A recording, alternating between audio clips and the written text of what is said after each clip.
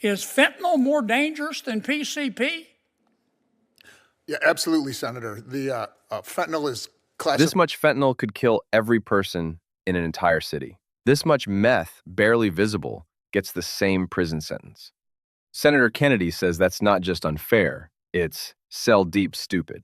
Welcome to American Hearings. The flow of fentanyl. Senator Kennedy.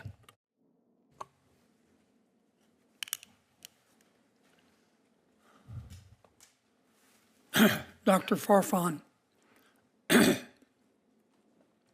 the President of Mexico until 2024 was President López Obrador. Is that right? And he ran for president with respect to the cartels on the slogan, hugs, not bullets.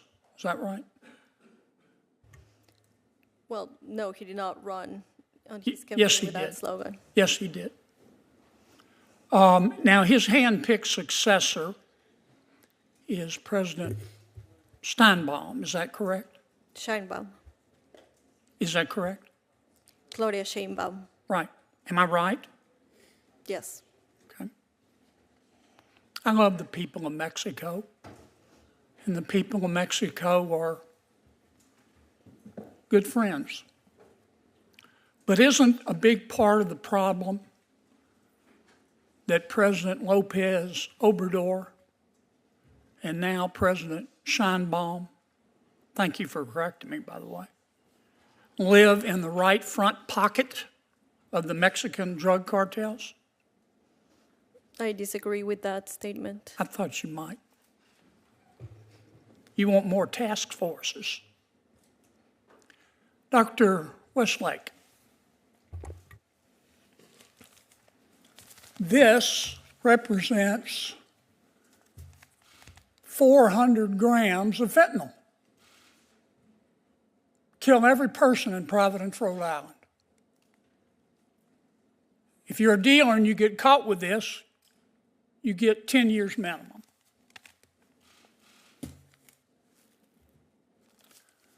This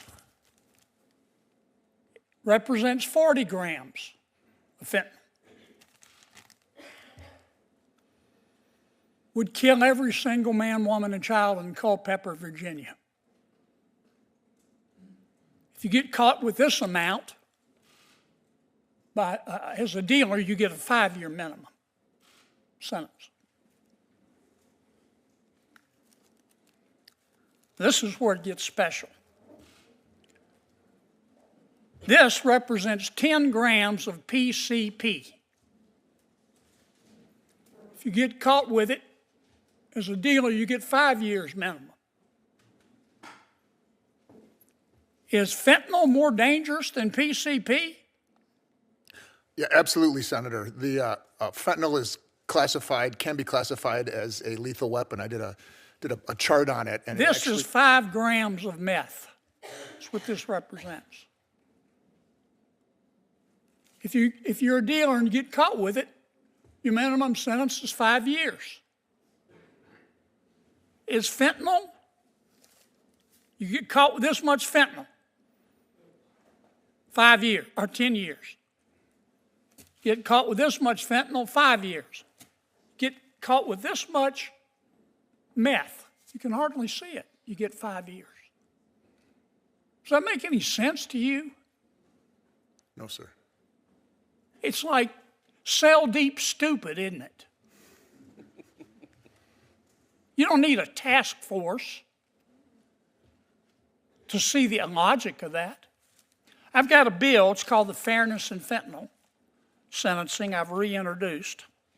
This bill will lower the 5-year mandatory minimum for 40 grams of fentanyl to 2 grams of fentanyl. It'll lower the 10-year mandatory minimum from 400 grams of fentanyl to 20 grams of fentanyl. This bill won't punish addicts. It'll help. It's not going to help until President López Obrador and President Sheinbaum get out of the pockets of the drug cartels. but it's a start. This bill will punish dealers. Thank you, Madam Chairman.